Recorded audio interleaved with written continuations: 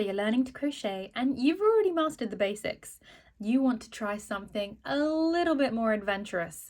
Well, welcome to Overlay Mosaic Crochet. As you can see, you can create beautiful, beautiful designs, and it's a lot easier than you might think. In this video, I'm going to show you the basic stitches that you will need to create such projects. So what are you waiting for? Let's get started. So before we begin, there are a few basic concepts that you'll need to understand in order to master Overlay Mosaic Crochet. First things first, get rid of the bobbins. There are no yarn bobbins in Mosaic Crochet, or at least the basic version. You will only be using one colour of yarn for every single row. Yes, you heard that right. There will be far fewer ends than if you are doing crochet colour work using corner to corner or single crochet or basically any other technique. Equally, because you are using one colour per row, you are always going to start your row on the right hand side and finish on the left hand side. Of course, this will be opposite if you are left-handed. And do not worry about the ends that will exist at the start and finish of every row, because you can crochet something beautiful like this envelope border where you can hide them instead of having to weave them in. Yes, I just said that. You will not have to weave them in unless you really, really want to. In order to begin, you're going to require two colours of yarn, and ideally they should be fairly contrasting so that you can see your design. You need a crochet hook that is suitable for the weight of yarn that you're using, scissors to cut your ends, and if you're doing this for the very first time, I strongly recommend a stitch marker or two. So every mosaic project starts with a foundation row. In order to do that, you're going to need to start with a slip knot.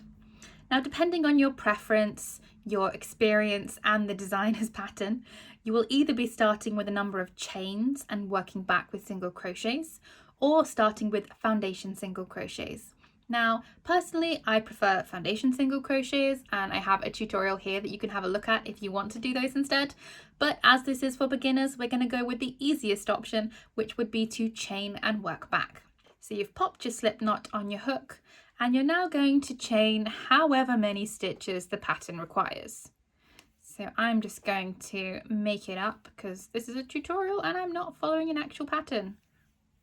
So I'm going to go for 11 stitches. Next, you need to work your way back, putting a single crochet into every chain, starting from the second chain from the hook. Now again, depending on your experience, you can either work into the chain like so from the front, or if you want it to look a little bit neater, you can flip your chain and work into those back bumps instead. So just in case you've forgotten, for your single crochet, you're going to place your hook through your stitch, you're going to yarn over, pull up a loop, yarn over and pull through two. And you're going to do this in every stitch across. I'll meet you at the end of the row.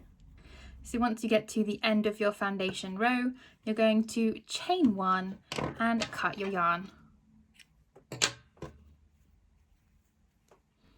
There you have it, your very first row of Overlay Mosaic Crochet. So as I mentioned earlier, you will change colour with every row. So this time we have our contrasting colour. We're going to start with a slip knot. Place it on your hook and tighten everything up. Now you need in some way or another to attach this yarn to your work. Depending again on your previous experience, there are several ways to do this. You can slip stitch to join your yarn. You could do a standing stitch for the first stitch.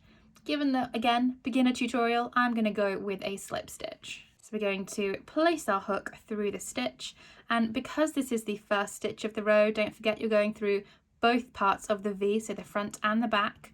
You're going to yarn over, pull your yarn through, and then pull it through that loop that you already have on your hook. Then you're going to pull your end tight just to make it secure. Now the very first stitch on any row is a single crochet. In order to reach working height, because I did not do a standing single crochet, I'm going to chain one before doing my single crochet. Now again, on the second row of any pattern, because it's so early on, your only option is to do back loop only single crochets. So this means if you look at your V, obviously you've got the front part of your V there and the back part of your V there. You're going to go through just the back part of your V, and then you're going to do a regular single crochet. So yarning over, pulling up a loop, yarning over and pulling through 2 loops. You're going to do this all the way across until you have a single stitch remaining. I'll meet you there. Now we have but 1 stitch remaining, and at the end of every single row, again, you're going to do a single crochet, a regular one, not a back loop only one. So you're going to go through both parts of your V, so the front part and the back part, and then do your single crochet.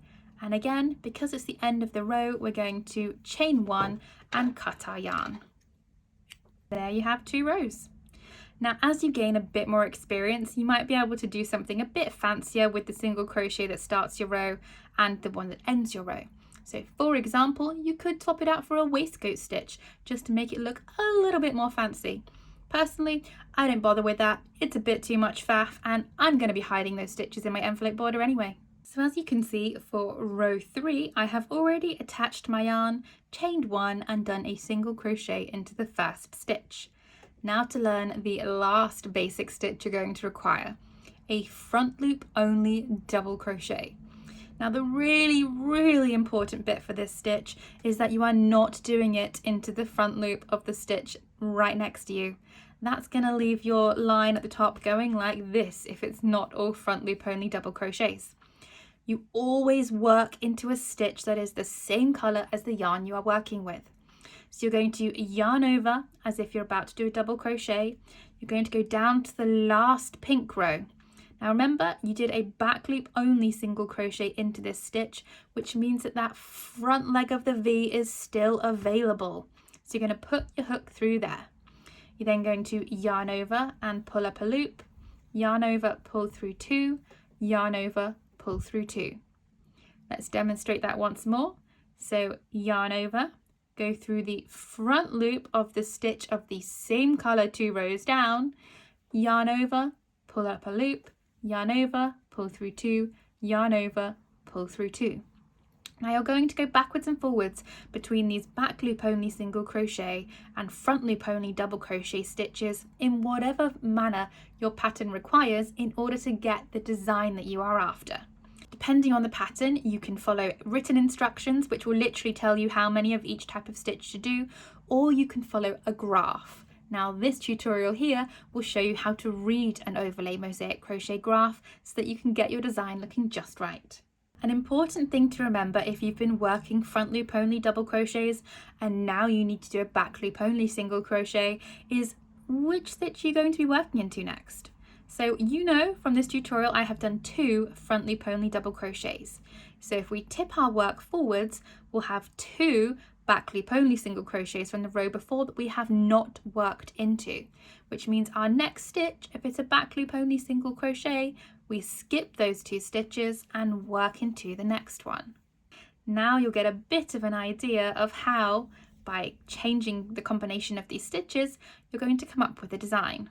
A top tip before we move on, if you find that your stitches have lots of gaps between them and the contrast colour behind is showing through a lot, then either adjust your tension or go down a hook size. This will bring your stitches closer together, or by adjusting your tension you'll make them more relaxed so that the holes naturally close themselves together. When you are ready to tackle your first project, I recommend that you start with something small like this, or this, or this. I'll link them all below. Once you have mastered the basics on a small sample or swatch, then you can move on to bigger blankets like these. You'll be able to crochet anything your heart desires in no time. And don't forget, add your envelope border at the end if you don't want to weave in all of your ends.